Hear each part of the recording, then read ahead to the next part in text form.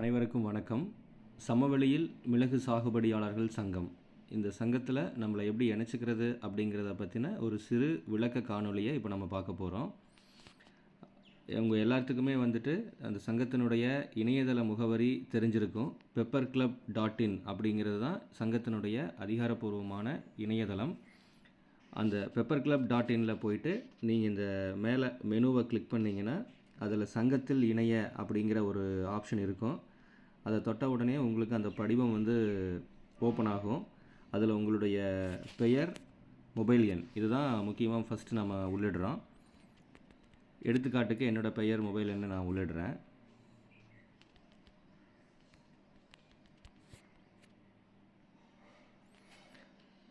உள்ளிட்ட உடனே அடுத்தது மேலும் சில தகவல்களை பெறுவதற்கான படிவம் ஓப்பன் ஆகுது. இதில் என்னோடய பெயர் நான் ஏற்கனவே உள்ளிட்டதுனால அது இங்கே வந்துருச்சு. இமெயில் ஐடி எங்கிட்ட இருந்ததுன்னா அந்த இமெயில் ஐடியை நான் உள்ளிடலாம். ஒருவேளை உங்கள்கிட்ட இமெயில் ஐடி இல்லை அப்படின்னா நீங்கள் அதை தவிர்த்திடலாம். இமெயில் ஐடி உள்ளிடும் பொழுது நமக்கு ஒரு அடிஷ்னல் பெனிஃபிட் என்ன அப்படின்னா, நம்ம சங்கத்தினுடைய ரெசிப்ட்டு மற்ற தகவல்கள் எல்லாம் இமெயில் ஐடிக்கு வரும். ஸோ முடிஞ்ச அளவுக்கு இருந்ததுன்னா இமெயில் ஐடியை உள்ளிடுங்க.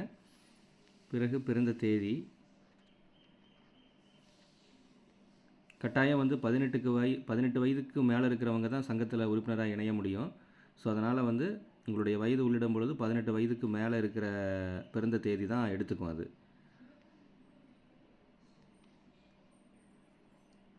பிறகு ஆதார் எண்,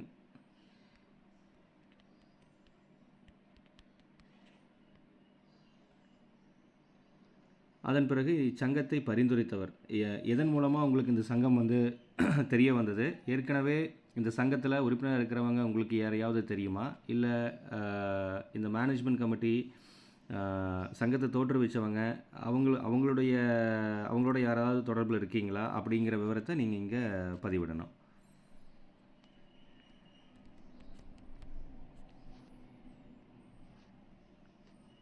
பிறகு மிளகு சாகுபடி செய்துள்ள பரப்பு அது ஏக்கரில் நீங்கள் உள்ளிடணும். இடம், பிறகு மாவட்டம். அதன் பிறகு இச்சங்கத்தை இணையிறதுக்கு முன்னாடி ஒரு சிறு விளக்க உரை இதில் இருக்குது. நீங்கள் அதை பொறுமையாக படித்து பார்க்கலாம். அதன் பிறகு இந்த சங்கத்தில் இணைவதற்கான ஒரு முறை பதிவு கட்டணம் எவ்வளோ, ஆண்டு சந்தா கட்டணம் எவ்வளோ அப்படிங்கிற தகவல்களும் இங்கே இருக்கும். இதில் முக்கியமாக பார்த்தீங்கன்னா இதில் சங்கத்தின் துணை விதிகளை பார்க்கவும் அப்படிங்கிறது இருக்கும். அதை நீங்கள் தொட்ட உடனே உங்களுக்கு பிடிஎஃப்பில் இந்த மாதிரி சங்கத்தினுடைய துணை விதிகள் ஓப்பன் ஆகும். நம்ம பைலாஸ்ன்னு சொல்கிறோம் இல்லைங்களா, அந்த விதிகள் அனைத்தும் இதில் இருக்குது. நீங்கள் பொறுமையாக இதை படித்து பார்த்து யாரெல்லாம் சங்கத்தில் இணையலாம், சங்கத்தில் இணைவதன் மூலமாக அதை நம்ம என்னென்ன விதிகளை பின்பற்ற வேண்டியது இருக்கும் அப்படிங்கிற தகவல்கள் தெளிவாக இதில் இருக்குது. சங்கத்தின் நோக்கம் என்ன அப்படிங்கிறதும் இதில் தெளிவாக கொடுத்துருக்காங்க. ஸோ அதில் படித்து பார்த்துக்கலாம். பிறகு திரும்பவும் இங்கே நீங்கள் பதிவை நிறைவு செய்யவும் அப்படிங்கிறத கிளிக் பண்ணிங்கன்னா இதை படித்து விட்டேன் அப்படிங்கிறதுக்கு இதை செக் பாக்ஸை நான் டிக் அடிக்கணுங்கிறது சொல்லுது. ஸோ இந்த செக் பாக்ஸை நான் டிக் அடிச்சுட்டு